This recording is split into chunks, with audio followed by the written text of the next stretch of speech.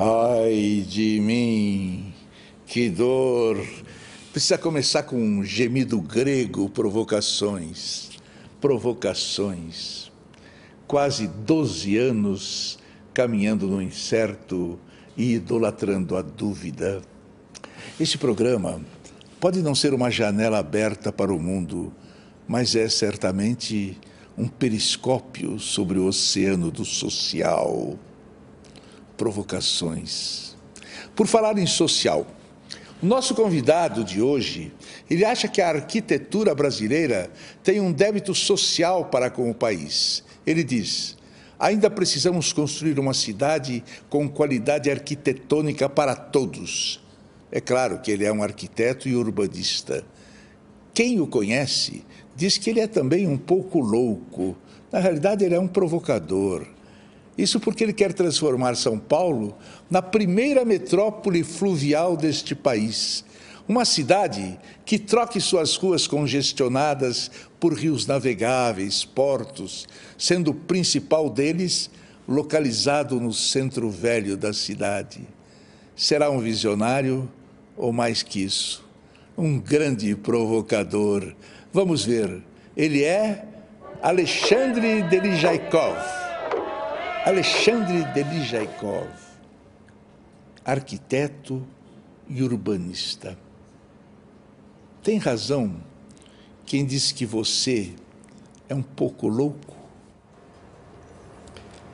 Deve ter razão, porque quem diz isso deve estar abduzido ou hipnotizado por esse urbanismo rodoviarista e mercantilista, condicionado por uma sociedade de consumo inconsequente, fruto do capital. Provavelmente, essa pessoa que diz que eu sou louco é uma pessoa resignada a esse tipo de estrutura servil que nos condena a 5 séculos de escravidão. Já começou provocando, já começou, pronto, vamos lá. Agora, o que é que você pretende fazer com os automóveis? Que eles fiquem no seu devido lugar. Porque, na verdade, a maior parte das pessoas do planeta não tem automóvel. No Brasil, as pessoas andam a pé, todos são pedestres. A minoria tem carro. Você sabe, um prefeito de Paris perguntaram para ele: como é que o senhor vai resolver o problema do trânsito? Ele disse: pelo desespero dos motoristas. Exatamente. É uma boa resposta. Uma boa resposta, porque a melhor maneira é congestionando o trânsito. Diga tudo o que você tem a dizer contra o modelo arquitetônico em voga na cidade de São Paulo. O modelo arquitetônico em voga na cidade de São Paulo é muito perverso, porque não é desenhado para todos. Não promove a convivência e a confiança. Na verdade, o automóvel equivale a uma célula cancerígena. Quanto mais se levar suprimento para essa célula, mais ela vai se espalhar como uma metástase. Então, nós temos que reverter isso na dimensão coletiva da produção da arquitetura. A chamada opção brasileira pelo automóvel foi mesmo opção ou apenas a aceitação dos interesses do primeiro mundo? A opção não existe essa liberdade. Todo mundo está abduzido, está hipnotizado, que acha que precisa do automóvel. Não precisamos do automóvel.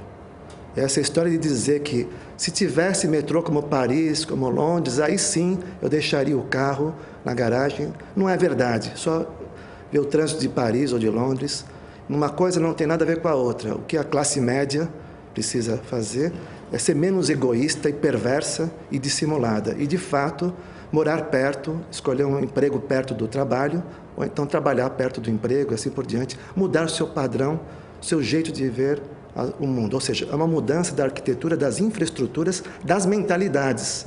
Não é uma questão físico-espacial. Como funcionará, a seu ver, a metrópole fluvial de São Paulo? A ideia do transporte, da recuperação do transporte fluvial urbano na metrópole de São Paulo, que existiu até 1930 em São Paulo e, infelizmente, sucumbiu por conta de uma visão rodoviarista do Prestes Maia, do engenheiro Prestes Maia, depois prefeito, que implementou o plano de avenidas, mas até 1930 existia navegação fluvial em São Paulo. Durante 500 anos existia navegação em São Paulo. Nós estamos propondo a recuperação para o transporte fluvial urbano de cargas públicas. O que são as cargas públicas? São as cargas que deveriam ou devem ser gerenciadas pelo poder público. E quais são? Sedimentos de dragagem dos canais, lixo, lodo das estações de tratamento de esgoto, entulho e movimento de terra, que não é pequeno na metrópole de São Paulo. Essa movimentação poderia e deveria ser administrada pelo poder público e movimentada pelos canais e lagos da metrópole, os lagos Billings, Itaiaçupeba e os canais Pinheiros e Tietê. Teria que desmontar todas as grandes avenidas e reabrir todos os rios? É um cronograma de projetos e obras para os próximos 8 governadores e os 8 prefeitos dos 15 municípios banhados pelo hidroanel metropolitano. Na verdade, é uma meta para 2042 o aterro zerar, aterro sanitário zero em São Paulo, na metrópole de São Paulo. Essa seria a meta. Então, isso é o primeiro momento que envolve 8 governadores, num trabalho articulado, uma política de Estado, é o momento do anel de 170 quilômetros, que envolve o Rio Pinheiros, o Tietê, a represa Billings e a represa de Itaiaçupeba. Num segundo momento, essa rede hidroviária do Alto Tietê, que é a bacia hidrográfica onde está a metrópole de São Paulo, passaria a integrar os canais afluentes e passaria a ter 600 quilômetros de vias navegáveis para o transporte de carga, mas que não exclui o transporte de passageiros público e turismo fluvial. Mas, Alexandre, e as enchentes, como ficam? Os rios e canais da metrópole de São Paulo são todos artificiais e precisam se constituir plenamente como uma máquina hidráulica, com dispositivos da arquitetura hidráulica que existem sistematizados há mais de 700 anos, ou seja, barragens móveis, eclusas, pontes móveis, assim por diante. O Tietê é meio impossível, hein? Ultimamente, Tietê está meio impossível. Em Araçatuba, sim, até nadaria e pescaria. Agora aqui em São Paulo, não. Seria maravilhoso, né? Um barco pra cá seria muito bonito. Você é um potencial assassino. Não tem conversinha, você é um potencial assassino.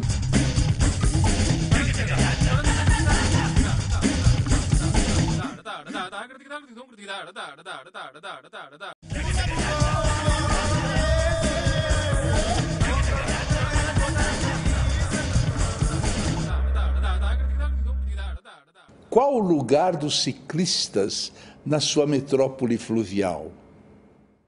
Na beira do canal navegável seria o lugar perfeito, porque lá os canais navegáveis estruturariam os parques e os portos fluviais urbanos da metrópole. Estruturaria as praias urbanas e o cais. O melhor lugar para o ciclista seria junto a esses canais navegáveis e aí também junto ao que o Código Brasileiro de Trânsito diz, faixa da direita de qualquer pista, de qualquer rua, porque uma rua é constituída por um leito carroçável e por 2 calçadas. O lugar da bicicleta, pelo Código Nacional e Código Estadual de Trânsito, é a faixa da direita. Os motociclistas também? Os motociclistas também têm que ser reeducados. A motocicleta é completamente diferente da bicicleta, porque ela tem, por conta do movimento do punho, ela dá uma falsa sensação de liberdade, de poder, igual o gatilho de uma arma, é muito perigosa. Completamente diferente da bicicleta. A bicicleta não tem nada a ver com a motocicleta. Esse tipo de impulso que faz as pessoas se matarem, mais do que qualquer guerra civil do planeta, que acontece com o trânsito, é por conta do torque, aquela falsa sensação de liberdade. Quanto a publicidade se utilizou disso? Cabelos ao vento, carro conversível, né? Aquela coisa. É uma verdadeira praga, por isso que eu digo que não tem nada mais peçonhento e cancerígeno do que nós nos submetermos ao automóvel para desenhar as cidades brasileiras. E os pedestres? O pedestre, ele sim é o dono da cidade, da rua. Nós temos que reconquistar a vida ativa ou a rua viva, como diria assim. Dentro de uma perspectiva da vida ativa, ação e crítica, é realmente conquistar as esquinas de convivência, das confluências, de esquinas culturais onde todos se encontram. E o pedestre, ele que sim é o dono da rua. O motorista particular, ele deveria se submeter aos pedestres idosos, crianças, cegos, cadeirantes. As calçadas deveriam estar preparadas, iluminadas, arborizadas, para abrigar com conforto o pedestre. E esse caso da ciclista atropelada por um ônibus na Avenida Paulista? Eu acho, sinceramente, que nós deveríamos fazer um trabalho de reciclagem, reeducação para todos os brasileiros. O Anísio Teixeira ou Paulo Freire, mas o Anísio Teixeira falava claramente, deveria existir filosofia e arte desde os 7 anos de idade aos 70 anos na Universidade Brasileira. Filosofia e arte e reeducação no sentido pleno. Essa questão da carteira de motorista, para o meu ponto de vista, deveria vir uma tarja na diagonal escrito: atenção, você recebeu um porte de armas. Aí no verso, você é um potencial assassino. Não tem conversinha, você é um potencial assassino. Deslocando 1 tonelada de lata, né, pelo espaço público, acima de 30 km por hora, que devia ser a velocidade máxima, não deveriam existir rodovias urbanas nas cidades brasileiras em qualquer lugar do mundo. Velocidade máxima de qualquer tanque de guerra, que é isso, não poderia passar de 30 km por hora, mesmo ônibus. Em frente a qualquer edifício público, escola, hospital ou qualquer escola particular, que lá foi perto de uma escola, devia ser 10 km por hora, pelo meu ponto de vista, independente do que o código fala. Quantos adeptos a sua metrópole fluvial já tem entre os arquitetos? Na Faculdade de Arquitetura e Urbanismo da Universidade de São Paulo, onde eu dou aula de projeto, felizmente nós constituímos já um grupo de pesquisa, posso dizer, até consolidado entre professores e alunos da graduação e da pós e arquitetos recém-formados. Uma felicidade porque, na verdade, esse projeto tem uma dimensão coletiva muito grande. Está na história da fundação da FAUSP, que tem mais de 60 anos. Para falar a verdade, está na história da fundação da Escola Politécnica da USP.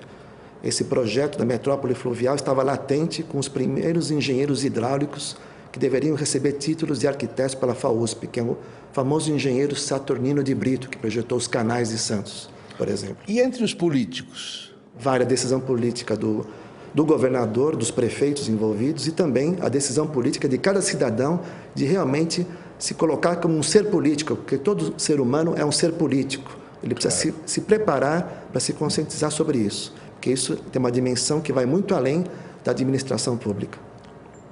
Algum candidato teria coragem de defender em público as suas ideias? Acho que tem muitos candidatos que defenderiam. A resposta pode ser mais clara? Eu acho que todos os políticos, todos os governos, todos os governadores atuais que estão aqui teriam condições de fazer isso. E a população, o que você acharia delas? A população, por incrível que pareça, a metrópole fluvial já existe. As pessoas que assistirem esse programa e que moram à beira da represa Billings ou da represa Taeçupeba, tem, na verdade, à beira da represa, essa condição fluvio-lacustre, digamos assim. Moram na casa do lago. Usam a balsa para fazer travessia no Grajaú, a balsa do Bororé, a balsa do Riacho Grande. Riacho Grande, que é um bairro de São Bernardo do Campo, no dique da rodovia Anchieta, num sábado ensolarado, hoje não está tão ensolarado, poderia, a gente vê, na verdade, como uma praia que deveria existir em todos os rios. Existiam, só no município de São Paulo, 4.000 quilômetros de rios e córregos, que se transformaram em avenidas e ruas. Se multiplicarmos por 2 margens, nós tínhamos 8.000 quilômetros de costa, 8.000 quilômetros de potencial praia fluvial urbana, que perdemos por conta do traçado de avenidas de fundo de vale. Não só as marginais Pinheiros e Tietê, mas a Avenida Anhanhamelo, que soterra o córrego da Moca, a Avenida Salim Farah Maluf, que soterra o córrego do Tatuapé, que dá nome ao Tatuapé. E a indústria automobilística, Alexandre, o que eles pensam de você? Eu acho que eles poderiam se reinventar, porque, na verdade, o capital ele é móvel, ele pode fazer o que ele quiser. Ele pode construir locomotivas, trens, pode construir estaleiros, pode construir barcos elétricos, propulsão elétrica não poluente para as embarcações, que é a proposta da FAO, né? Para transporte de cargas, eles podem fazer Eles o que não quiser. pensam assim ainda sobre você. Sobre mim, eu não sei o que eles pensam. Pode ser que eles queiram me ver pelas costas. Mas, na verdade, como eu pedalo há 14 anos pela cidade de São Paulo, eles têm toda a chance de me atingir. Não se deve tirar os carros das ruas. Os carros devem permanecer nas ruas. O que se deve fazer é o melhoramento das vias, do transporte público. Tem carro, tem que aproveitar. Então não tem jeito. Não é possível. A gente funciona no capitalismo, a gente funciona num sistema em que isso é agregado ao bom funcionamento da sociedade. Acho necessário, mas acho impossível. Por vários motivos. Diga 4. 4 motivos?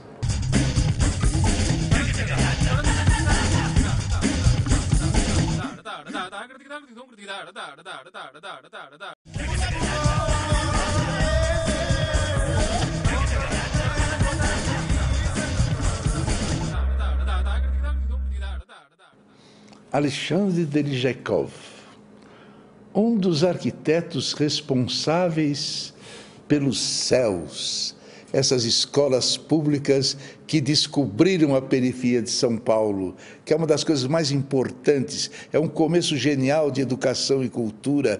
Onde é que veio essa inspiração arquitetônica? Eu sou da Prefeitura de São Paulo, de um escritório público de projetos que existe desde 1948, que foi fundado, tivemos a honra de ter sido fundado pelo educador Anísio Teixeira, para implementar em São Paulo, num convênio com o governo do Estado de São Paulo e a Prefeitura, a rede de escolas parques e escolas classes. Vamos lembrar o Paulo Freire, dentro desse escritório, ele foi o secretário municipal de educação na gestão da Luísa Erundina, onde nós recuperamos e conceituamos o conceito do que seria o céu.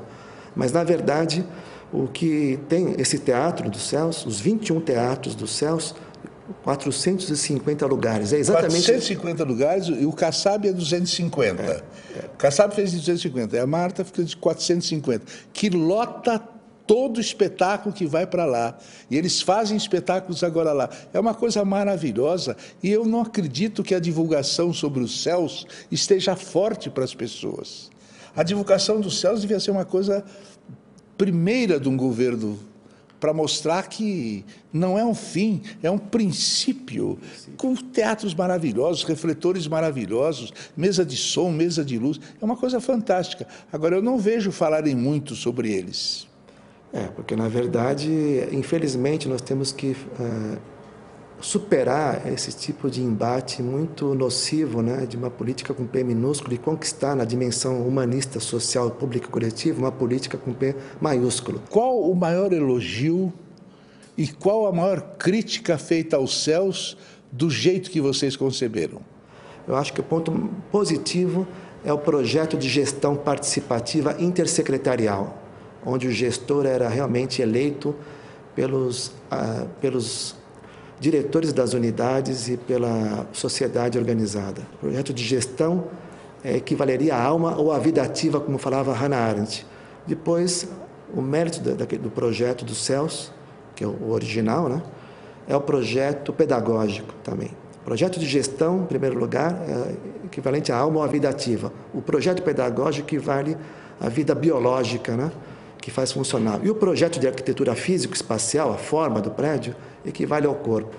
Estava muito bem articulados os três, no sentido de mostrar um exemplo de como poderia ser a cidade para todos. E eu achei essa escolha das periferias mais... Você leva 60 quilômetros para chegar num céu, eu faço espetáculo lá e volto, eu já quero me enterrar no cemitério. Bom, me diga uma coisa, Alexandre. Qual foi o grande autor que você descobriu e o grande autor que você ainda não descobriu? Puxa, tantos, não sei como...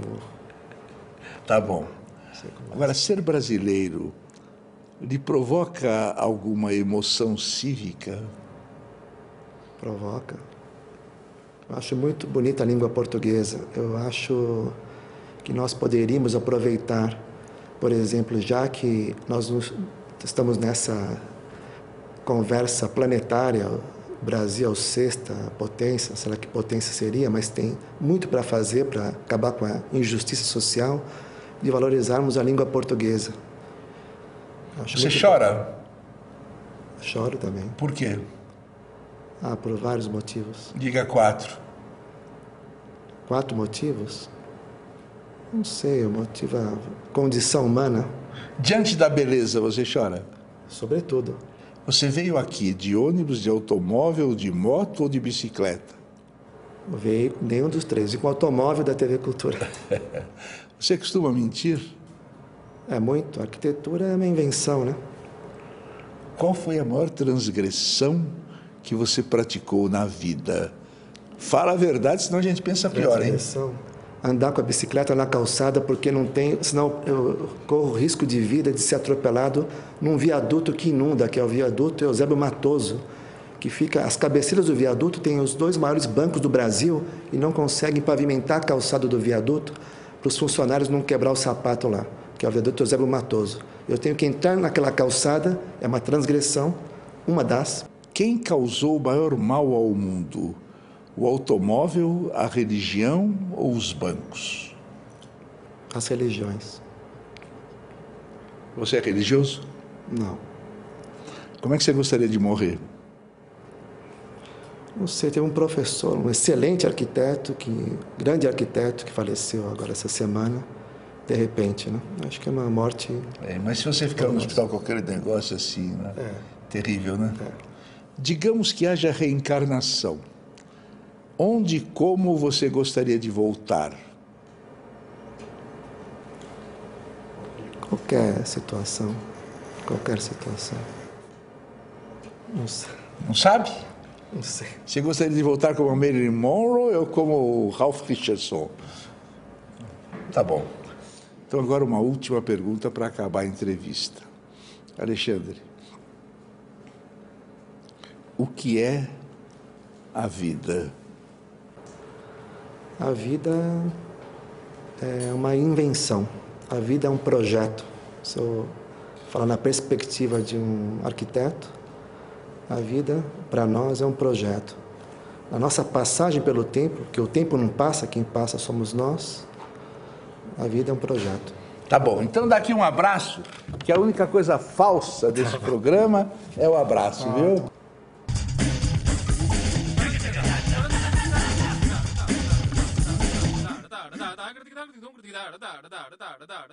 É pura inércia mental supor que, à medida que avança a história, é maior o espaço para que o homem se realize como indivíduo. Não, a história está cheia de retrocessos e é certamente a estrutura da vida em nossa época o que mais impede o homem de viver como pessoa. Da da da